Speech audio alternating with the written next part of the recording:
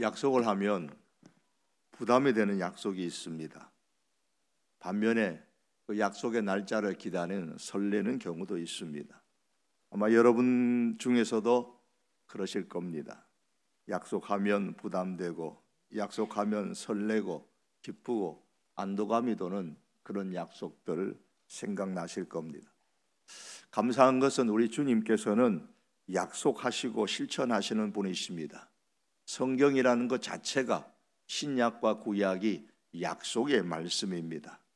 그런데 우리 주님은 약속하실 뿐만 아니라 그 약속을 반드시 실천하시는 분이십니다. 우리 성경에는 수많은 주님의 약속들이 있는데 우리 새해에 기도하며 살아가는 우리 모든 성도님들의 삶 속에서 주님의 약속이 우리의 삶 속에서 현실이 되는 귀한 은혜가 있기를 원합니다. 성경의 많은 약속 가운데서 가장 중요한 약속들 중에 하나가 바로 이 다윗 언약입니다.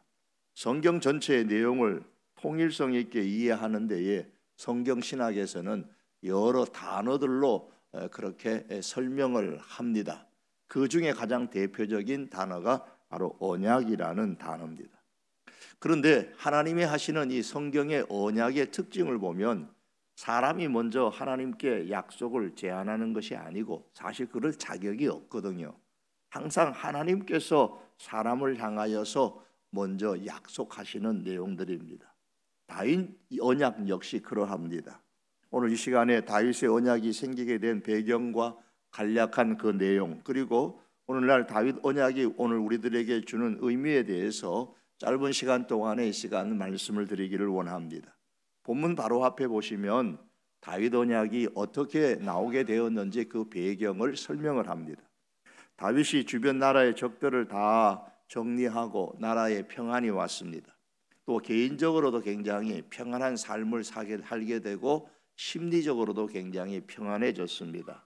그때 내가 하나님을 위해서 뭘 하면 좋을까 생각하다가 성전을 지었으면 좋겠다. 그래서 그 마음을 당시의 선지자인 나단 선지자에게 전했습니다. 거룩한 부담으로 하나님의 성전을 짓겠다는 다윗의 의사를 들었던 나단 선지자가 기뻐하면서 왕의 마음에 생각한 대로 하십시오. 그렇게 이야기를 합니다. 하지만 하나님의 뜻은 나단 선지자의 생각과는 달랐죠.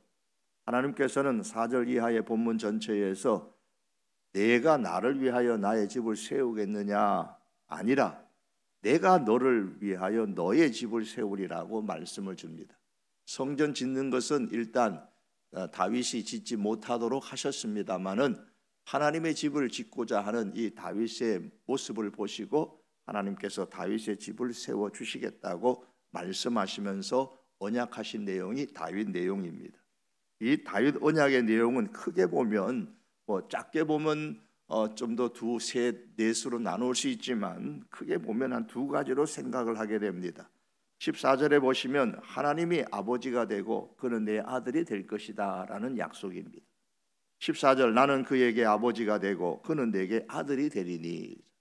히브리서 1장 5절에 보시면 예수님이 천사들보다도 뛰어난 존재다라는 사실을 말하기 위해서 예수님은 하나님의 아들이라는 사실을 강조를 합니다.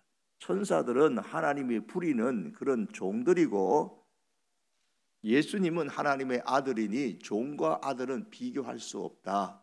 그와 마찬가지로 천사와 예수님은 비교의 대상이 안 된다고 히브리서가 제일 먼저 예수 그리스도의 위대에 뛰어나심을 강조합니다. 그러면서 오늘 사무엘하 7장 24절의 말씀을 인용하면서 이렇게 말합니다. 나는 그에게 아버지가 되고 그는 내게 아들이 되리라. 예수님께서 기도하실 때에 늘 그 기도의 습관 중에 하나가 하나님을 아버지라고 부르셨어요. 그 당시에 유대인들로서는 생각할 수 없는 일인데 예수님의 습관은 늘 하나님을 아버지라고 불렀고 우리들에게도 하나님을 아버지라고 부르라고 기도를 가르쳐 주셨습니다. 그뿐만 아니라 하나님께서는 그 예수님을 이는 내 사랑하는 아들이요 내 기뻐하는 자라 그렇게 공생의 사역을 시작하시기 전에 공언을 하셨습니다.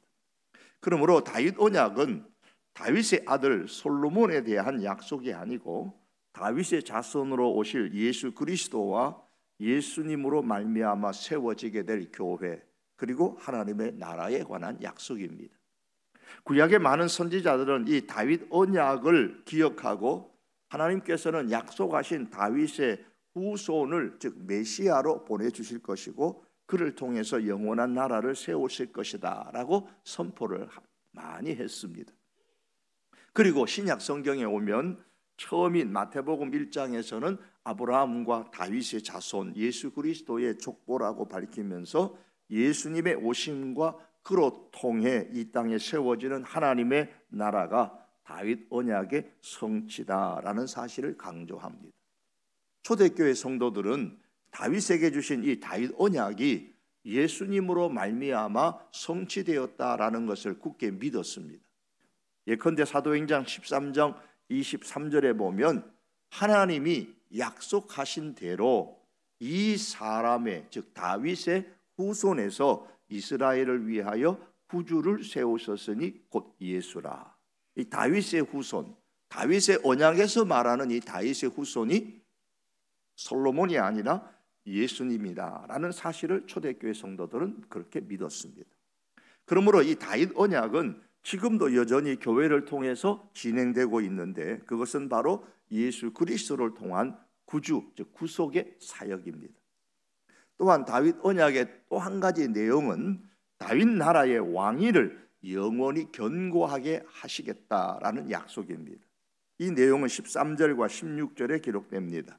그는 내 이름을 위하여 집을 건축할 것이요 나는 그의 나라 왕위를 영원히 견고하게 하리라. 16절에서도 역시 내 왕위가 영원히 견고하리라 이렇게 약속을 하십니다. 13절에 집을 건축한다라는 것은 문자적인 의미로는 솔로몬이 후에 성전을 건축할 것이다. 다윗 너가 성전을 건축하지 못하고 그 대신에 솔로몬이 성전을 건축할 것이다 라는 문자적인 의미입니다. 하지만 그의 나라가 영원히 견고하게 하리라, 영원히 견고하게 한다고 했는데 사실 솔로몬의 성전은 무너지고 또한 다윗의 그 혈통적인 나라는 586년에 바벨론에 무너지게 되잖아요. 그러므로 하나님께서 세우실 진짜 성전은 솔로몬의 성전이 아니고 약속하신 메시아이신 예수 그리스도와 예수님의 구속 사역을 통해서 이 땅에 세워지게 될 하나님의 나라를 의미하는 겁니다. 예수님께서 예루살렘 성전을 향해서 돌 위에 돌 하나도 남지 않을 것이다 라고 말씀하시면서 무너져야 될 성전에 대해서 말씀하셨죠. 예수님 당시에 그 성전은 헤롯 성전이었죠. 그렇게 말씀하신 이후에 제자들이 놀라니까 하시는 말씀이 친히 사흘 만에 성전을 예수님께서 다시 세울 것이라고 하셨습니다. 이 성전에 대해서 예수님이 설명을 하셨잖아요. 건축물로서의 지금 성전을 말씀하는 것이 아니고 예수님의 자신, 육체를 가르쳐서 성전이라고 말씀을 하셨습니다. 즉 십자가에 죽으셨다가 사흘 만에 다시 살아날 예수님의 육체를 성전이라고 하셨습니다. 그러므로 다윗 언약이 말씀하는 다윗 나라의 왕위를 영원히 견고하게 하시겠다라는 말씀은 이스라엘의 진정한 왕은 다윗이 아니고 솔로몬도 아니고 예수님이시다라는 사실을 선포하고 있는 것입니다. 그러므로 예수님은 지금도 저와 여러분들, 우리 성도들의 영원한 왕이 되십니다.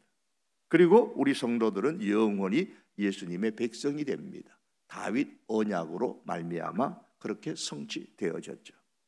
우리가 이 관계를 분명히 인정하고 산다면 우리의 삶은 상당히 단순해질 수가 있습니다. 즉 예수님이 왕이시다. 그러니 우리의 삶은 단순합니다. 한 가지, 예수님을 높이며 살면 됩니다. 어떤 일을 하든 예수님 높이는 일을 하면서 살면 됩니다. 어떤 직업을 갖든 어떤 직장에서 어떤 일을 하든 예수님 높이며 일을 하면 됩니다. 톨스토이의 단편 소설인 바보 이반에 보면 이반이 사는 그 마을에는 하나의 아주 엄격한 규칙이 있습니다. 일을 열심히 하여서 손에 굳은 살이 박힌 사람은 식탁의 제일 상자에 앉아서 따뜻한 밥을 먼저 먹을 수 있지만 빈둥빈둥 놀면서 일을 하지 않아 손에 굳은 살이 박히지 않은 사람은 식탁에 제일 낮은 자리에 앉아서 남이 먹다가 남은 찌꺼기에 찬밥을, 그것도 제일 나중에 먹어야 한다. 이것이 엄격한 규칙이었습니다. 다윗 언약에 기초한 우리 성도의 삶은 규칙이 뭘까요? 그것은 바로 나의 왕이신 그 예수님 때문에 기뻐하고, 예수님 때문에 감사하고, 예수님 때문에 평안하고, 예수님 그분 생각을 하면 힘이 나는 삶은 살면 됩니다. 왜 기뻐해요? 예수님 때문에. 왜 감사해요? 예수님 때문에. 왜 마음이 평안해요? 예수님 때문에. 왜 힘이 나요? 예수님 생각하니까. 이것이 다윗 언약에 기초한 성도의 삶의 규칙입니다. 한 가지 규칙이에요. 하나님께서는 예수님을 나의 왕으로 인정하고 예수님이 나의 왕인 것 자체를 기뻐하는 사람을 높은 자리에 상자에 앉게 하시는 겁니다. 그런데 이 다윗 언약을 좀 더 생각해 보면 이 다윗 언약에는 하나님의 은혜가 가득 차 있다는 사실을 발견하게 됩니다. 다윗 언약을 하나의 방이라고 생각을 하면 그 방에는 하나님의 은혜라는 물건들이 한가득 차 있습니다. 그 중에 증거 중에 하나가 다윗의 출신입니다. 히틀러는 독일 민족주의를 주창하면서 전쟁을 일으키죠. 그러나 실상 이 히틀러는 독일 사람이 아니고 오스트리아 사람입니다. 그리고 대프랑스 제국의 기치를 높이 들었던 나폴레옹은 사실 이 온전한 프랑스 사람이 아니고 프랑스 령에 속한 코르시카 섬 출신이었습니다. 그런데 이 히틀러보다 나폴레옹보다도 보잘것없는 가문을 가진 사람이 다윗입니다. 다윗의 족보를 살펴보면 우선 다윗 가문의 조상인 유다는 가나안인 며느리 다말과 동침하면서 쌍둥이 베레스와 세라를 낳는데 그 베레스의 후손에서 다윗이 태어나게 됩니다. 그리고 가나안 점령 시대에는 마태복음 1장 5절에 보시면 이 베레스의 그 후손인 살몬이 가나안의 기생 라합과 결혼을 하여서 보아스를 낳습니다. 그리고 여러분 아시는 대로 보아스는 모압 출신의 미망인 룻에게서 다윗의 할아버지 오벳을 낳고 이 오벳은 이새를 낳고 이새는 다윗을 낳았습니다. 그리고 사무엘이 이새의 아들들 중에 왕을 세우는 과정에서 하나님은 나는 사람들이 보는 것과 같이 사람을 보지 않는다라는 말씀을 하신 것을 볼 때에 사람이 보는 것, 즉 다윗은 아버지 이새가 볼 때에 정말 인정받지 못하는 사람, 별 볼 일 없는 사람으로 봤죠. 어쩌면 아버지 이새가 그 막내 아들 다윗을 보잘것없는 존재로 보았던 그 이유가 뭘까? 막내 아들이기 때문이 아니고 다윗의 어머니가 별 볼 일 없는 여인이었을 가능성을 배제할 수가 없습니다. 성경은 다윗의 어머니에 대해서는 이야기하지 않습니다. 하지만 다윗이 장성하여서 여러 나라의 관계 속에서 행동하는 것을 종합해 보면 다윗의 어머니 역시 정통 유대인이 아닌 이방 여인이었을 가능성이 매우 높습니다. 이처럼 성경에 기록된 분명한 다윗의 족보만, 분명한 것만 보더라도 다윗은 가나안 사람 며느리, 그 며느리와 시아버지 사이에서 태어난 사람의 후손이에요. 기생 라합의 후손이에요. 모압 출신 이방인의 후손이에요. 혈통으로 본다면 아주 미천하잖아요. 그런데 하나님은 그런 다윗을 하나님의 마음에 합하다고 하여서 왕으로 세우셨고 그와 언약을 맺었고 그의 후손에서 예수님을 보내주시겠다고 약속을 하신 거예요. 그리고 예수님을 통해서 하나님 나라를 이 땅에 세우실 엄청난 계획을 다윗 언약 속에 담아두셨습니다. 다윗은 자기 족보를 잘 아는 사람입니다. 그래서 하나님으로부터 이 언약의 말씀을 받았을 때에 감격하면서 이렇게 고백합니다. 다윗 왕이 여호와 앞에 들어가 앉아서 이르되 주 여호와여 나는 누구오며 내 집은 무엇이기에 나를 여기까지 이르게 하셨나이까? 이 다윗 언약의 말을 듣고 난 이후에 다윗의 반응입니다. 사무엘하 7장 18절의 말씀이거든요. 17절까지 나단을 통하여서 다윗 언약의 말씀을 듣고 나서 18절에 나온 다윗의 반응이에요. 자기 집안이 어떤 집안인지 모른다는 말이 아니고 미천한 것을 너무나 잘 안다는 말입니다. 그럼에도 불구하고 왕으로 세워주신 것만으로도 감사한 일인데 나의 나라를 영원히 견고하게 해주신다라는 약속을 받으니 하나님의 은혜가 감개무량하다는 고백이죠. 다윗은 이처럼 하나님의 은혜를 아주 많이 받은 사람입니다. 그러나 이런 다윗의 족보를 보면서 우리는 하나님의 은혜만 보면 안 됩니다. 분명히 다윗의 족보를 보면 하나님의 은혜가 다윗의 가문에 다윗에게 굉장히 크게 임했습니다. 하지만 하나님의 은혜를 받은 사람들이 어떻게 했는가가 중요합니다. 다윗의 족보를 보면서 우리가 꼭 알아야 할 것이 하나 있습니다. 인생은 혈통에 의해서가 아니고 하나님의 은혜와 그 은혜를 힘입어 내리는 내 자신의 결단에 의해서 이루어진다는 사실입니다. 혈통으로 보면 다윗의 족보는 정말 형편없어요. 하지만 그에게 하나님의 은혜가 주어졌고, 그러나 그것뿐만이 아니고 그 은혜를 힘입어서 결단을 통하여서 엄청난 일들이 일어났던 겁니다. 새로운 역사가 일어난 거예요.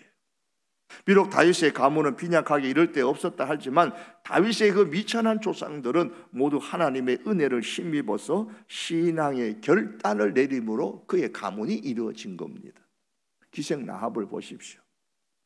이스라엘의 백성이 되기로 목숨 걸고 결단했잖아요. 유다의 가나안 여인 며느리 다말, 그리고 다윗의 할머니인 모압 여인 룻, 그 시대의 배경으로 보면 이들은 모두 생명의 결단을 했던 인물들입니다. 그렇게 결단으로 이루어진 인물의 집안이 다윗 가문의 집안입니다. 다윗 역시 지금 다윗 언약을 얻을 수 있었던 것도 성전을 짓겠다는 그 믿음의 결단에 나온 결과물들이었습니다. 여러분, 다시 한번 말씀을 드립니다. 인생은 혈통에 의해서가 아니고 하나님의 은혜와 그리고 그 은혜에 힘입은 나의 결단에 의해서 이루어지는 겁니다. 인생이 어떤 사람의 어떤 계산이나 어떤 내 개인의 어떤 능력에 의해서 이루어지는 것이 아니라는 겁니다. 그러므로 여러분, 다윗 언약을 보면서 언약의 깊은 내용은 내가 다 이해하지 혹 못한다 할지라도 우리 인생은 하나님의 은혜로, 그리고 그 은혜에 힘입어 나의 신앙의 결단으로 말미암아 새롭게 이루어진다는 이 사실을 우리가 기억해야 됩니다. 그리고 올 한 해 동안 우리 역시 이것을 기억한다면 하나님의 은혜를 간구해야 하고, 동시에 하나님이 주시는 그 은혜를 힘입어서 내 자신의 신앙의 결단을 함에 있어서 결코 우리가 주저하지 말아야 합니다. 철로 역정에 보시면 순례자인 크리스찬이 등에 무거운 짐을 지고 좁은 문을 통과하여서 십자가 언덕에 서는 순간에 그 무거운 짐보따리가 뚝 떨어져 나가더니만 떼굴떼굴 굴러가지고 무덤 속으로 사라져 버렸습니다. 등에 지고 있었던 그 짐이 다 벗어진 것입니다. 처음으로 짐을 벗고 자유로워진 이 크리스찬, 순례자 크리스찬은 더할 나위 없이 즐거워하면서 행복해하고 소리쳤습니다. 주님이 고통을 당하신 덕에 내가 쉼을 누리고 그분이 스스로 죽음을 택하신 까닭에 내가 생명을 얻었구나, 이렇게 외칩니다. 은혜죠. 순례자 크리스찬은 자신이 예수님의 은혜를 입었다라는 사실을 절감을 했습니다. 바로 그때에 한 천사가 순례자 크리스찬 앞에 나타났습니다. 그리고 이렇게 선포합니다. 당신의 죄가 사함을 받았습니다. 여러분, 죄의 무거운 짐이 벗어진 은혜를 받았다면 이제 우리는 그 은혜를 힘입어 결단을 해야 합니다. 다윗 언약으로 오신 예수 그리스도가 우리의 구주다라고 초대교회 성도들이 믿었던 것처럼, 그 예수님으로 말미암아 오늘 우리들 역시도 죄의 무거운 짐이 벗어진 이 은혜를 받았다면 이제 우리는 그 은혜를 힘입어서 결단을 해야 됩니다. 은혜를 받은 것만 가지고 안 되고 그 은혜를 힘입어 결단을 하십시다. 이제 후로는 죄의식의 지배에 빠져 살지 않으리라. 두 번째 천사가 나타나서 순례자에게로 다가와 더러운 옷을 벗기고 새 옷을 입혀 주었습니다. 마치 돌아온 탕자에게 그 아버지가 더러운 옷을 다 벗기고 아름다운 새 옷을 입혀주는 그런 모습이었습니다. 더러운 죄의 옷을 벗고 예수 그리스도의 의의 옷을 입은 은혜를 우리는 다 입었습니다.